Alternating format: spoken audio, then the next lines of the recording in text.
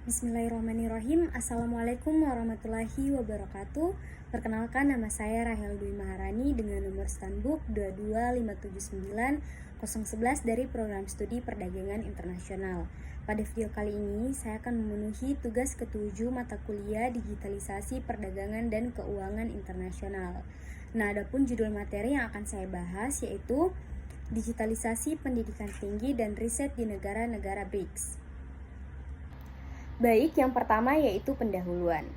Nah, digitalisasi telah menjadi katalisator penting dalam mengubah sektor pendidikan dan riset di seluruh dunia. Negara-negara BRICS, yaitu Brasil, Rusia, India, China, dan Afrika Selatan sebagai kekuatan ekonomi berkembang mulai memanfaatkan teknologi digital untuk memperkuat pendidikan tinggi dan kegiatan riset mereka. Penerapan teknologi digital dalam pendidikan dan riset di negara-negara ini memungkinkan kolaborasi yang lebih luas, akses yang lebih mudah terhadap sumber daya pembelajaran, dan efisiensi dalam pengelolaan institusi pendidikan. Selain itu, digitalisasi membuka peluang bagi inovasi riset yang dapat mendukung pembangunan ekonomi dan sosial di wilayah masing-masing. Nah, meskipun potensi digitalisasi ini sangat besar, penerapannya di negara-negara BRICS menghadapi berbagai tantangan seperti kesenjangan infrastruktur, teknologi, kurangnya keterampilan digitalisasi, dan keterbatasan anggaran.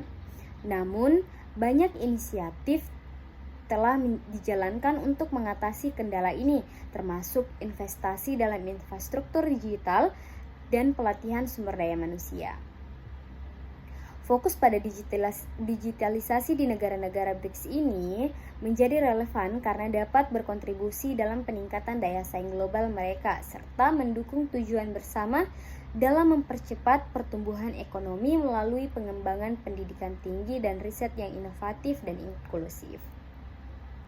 Nah, adapun rumusan masalah dari judul materi yang saya bawakan yaitu yang pertama, bagaimana penerapan digitalisasi di sektor pendidikan tinggi dan riset di negara-negara BRICS, serta sejauh mana efektivitasnya dalam meningkatkan kualitas pendidikan dan riset.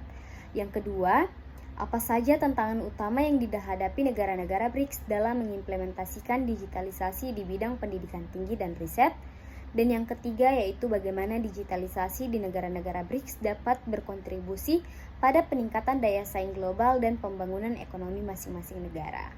Selanjutnya yaitu tinjauan pustaka. Yang pertama yaitu digitalisasi dalam pendidikan. Nah, digitalisasi mengubah pendidikan tinggi dengan penggunaan teknologi untuk pembelajaran dan manajemen. Di negara-negara BRICS, teknologi seperti platform learning dan sistem manajemen pembelajaran atau LMS meningkatkan akses dan fleksibilitas pembelajaran menurut Kumar pada tahun 2020.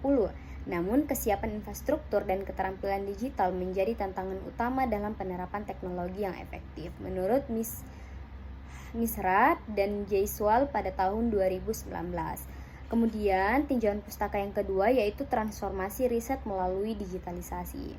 Nah, digitalisasi riset memungkinkan akses cepat ke data, mempercepat kolaborasi internasional, dan meningkatkan efisiensi analisis. Menurut Tore pada tahun 2018, di negara-negara BRICS, digitalisasi mendukung akses ke jurnal ilmiah dan pengembangan pusat data yang mendorong transfer pengetahuan global meski terbatas oleh keterbatasan infrastruktur dan anggaran, menurut Zhou dan Wang pada tahun 2020.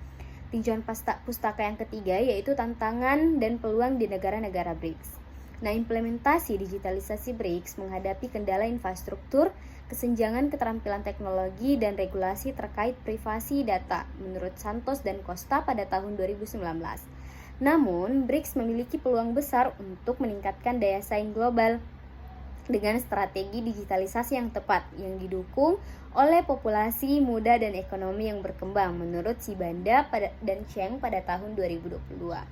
Dan tinjauan pustaka yang terakhir yaitu teori pendukung, di mana beberapa teori mendasari implementasi digitalisasi seperti teknologi acceptance model atau TAM yang menjelaskan faktor penerimaan teknologi, dan diffusion of innovation, teori yang menganalisis proses adopsi teknologi menurut Davis pada tahun 1989 dan Rogers pada tahun 2003. Nah, selanjutnya yaitu pembahasan mengenai tiga rumusan masalah. Yang pertama yaitu penerapan digitalisasi di pendidikan tinggi dan riset di negara-negara BRICS. Nah, negara-negara BRICS mengadopsi teknologi digital di sektor pendidikan tinggi dan riset untuk memperkuat akses dan kualitas pembelajaran serta meningkatkan kolaborasi riset. Menurut digitalisasi pendidikan tinggi Kumar pada tahun 2020, implementasi teknologi seperti platform e-learning dan LMS memungkinkan pembelajaran lebih fleksibel dan menjangkau area terpencil sehingga menciptakan peluang untuk mengatasi keterbatasan kapasitas dan kelas pengajar di negara-negara ini.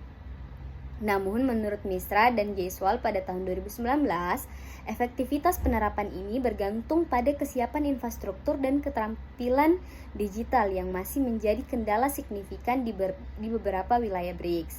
Sejalan dengan teori of Technology Acceptance Model atau TAM, Davis pada tahun 1989, penerimaan teknologi dalam pendidikan tinggi juga dipengaruhi oleh persepsi kegunaan dan kemudahan akses yang pada akhirnya menentukan keberhasilan digitalisasi dalam konteks BRICS.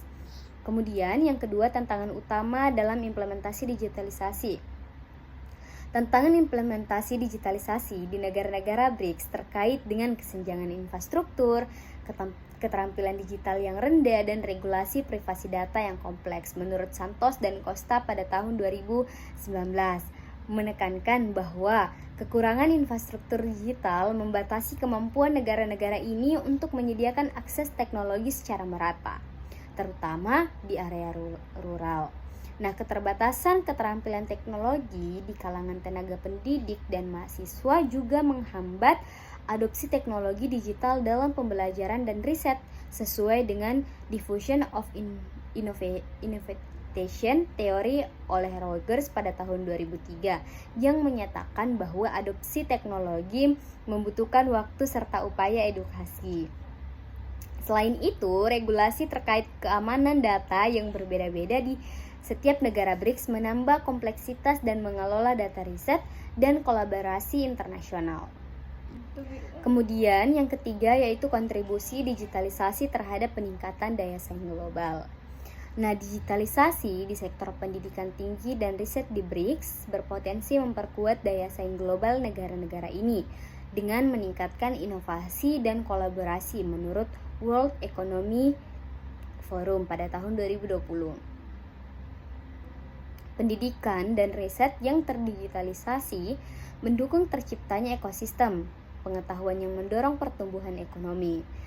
Nah, penerapan digitalisasi yang sukses dapat meningkatkan daya saing tenaga kerja lokal dan memperkuat posisi negara-negara BRICS dalam ekonomi global berbasis pengetahuan menurut Sibanda dan Cheng pada tahun 2022. Nah, berdasarkan kerangka Research Based View atau RBV oleh Barney pada tahun 1991,